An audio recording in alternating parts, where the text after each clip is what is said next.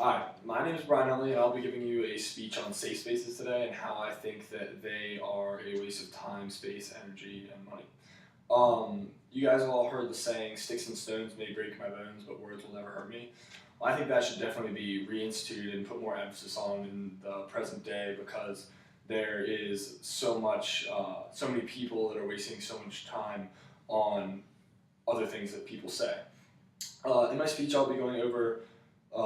the fact that criticism can be positive if viewed in a positive lens, how bickering over words is actually a waste of time, and how communicating for intellectual benefit can be helpful if safe spaces are abolished.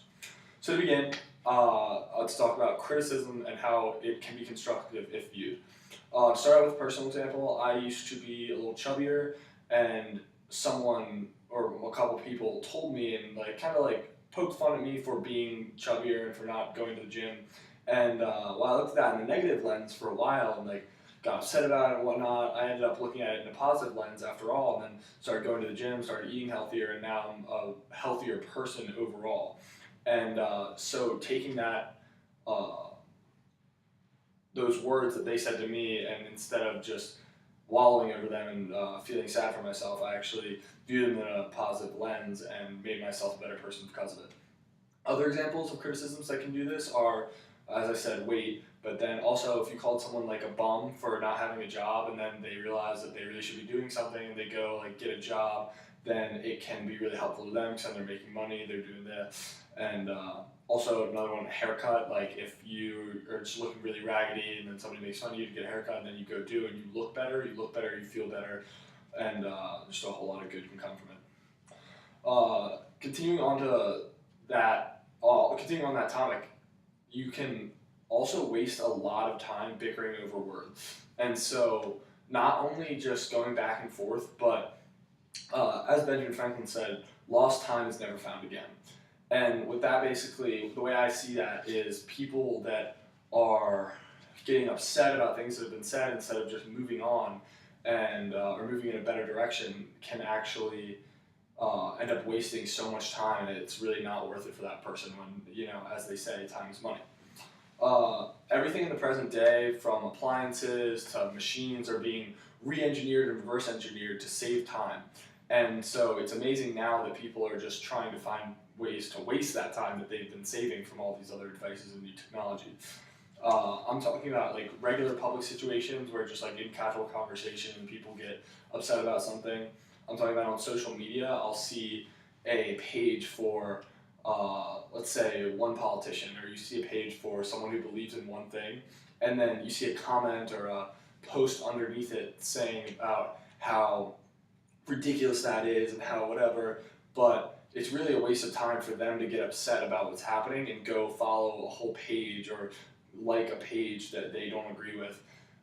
when they could be using their time more productively. And also rallies and legislations. At school there were safe space rallies to try and push for legislation to be put in to establish safe spaces around campus. And these are, in my opinion, just a tremendous waste of time because it is fighting for something that is just unnecessary overall and could be more harmful than helpful.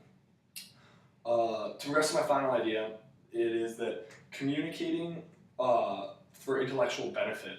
is a very good thing and something that this world needs to continue doing. So, in a speech given to the University of Michigan, Mr. Michael Bloomberg said, "The whole purpose of college is to learn how to deal with difficult situations, not running from them." Michael Bloomberg is the creator of a software called the Bloomberg Software, which is a financial marketing software that basically compiles all sorts of data and allows you to look at all different sectors of the market at one time and really narrow down what you want to be seeing so that you can use it to for financial benefit. And an example of one of those things is he doesn't filter out data that he doesn't like. It's good, bad, and indifferent. You have to look at all of it. And while that ties into not filtering out words and opinions of safe spaces, that quote also kind of illustrates how if you are stuck in your own ideas and stuck in your own mind, you will never really learn anything from anybody else because you're just denying the fact that anybody else's idea could be valid and thinking that yours is the right one, which is just ignorant to begin with. You have to listen to learn, and that can be extrapolated even to the fact that, like, if you think if hundreds of years ago you thought the Earth was flat and you wouldn't listen to anybody else's opinion at the time about the shape of it or how it could be different, then it just promotes a culture and a society of ignorance if you're not willing to learn and willing to accept other ideas that you don't initially believe in or agree with. On gayalliance.org, I actually saw a statistic that there are, from Pennsylvania to California in the United States, over 40 colleges with safe spaces or safe zones already established, and they're pushing to make more. And I just don't think it's really a necessary thing to be spending so much time and resources and whatnot on to do this, because it's actually counterproductive. Interview,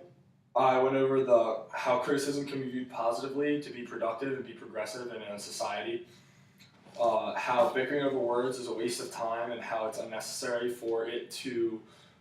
people to be arguing with, or for people to be upset about things that really can't change or can't hurt them,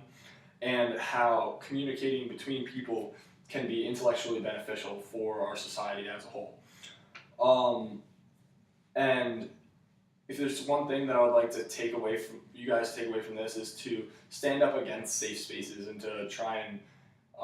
go against people that won't listen and people that won't try and learn from the environment around them, and to really take everything in, and good and bad, how it may seem, and really just compile all that information and form your opinion, but always be open to changing and always be open-minded. That'll conclude my speech.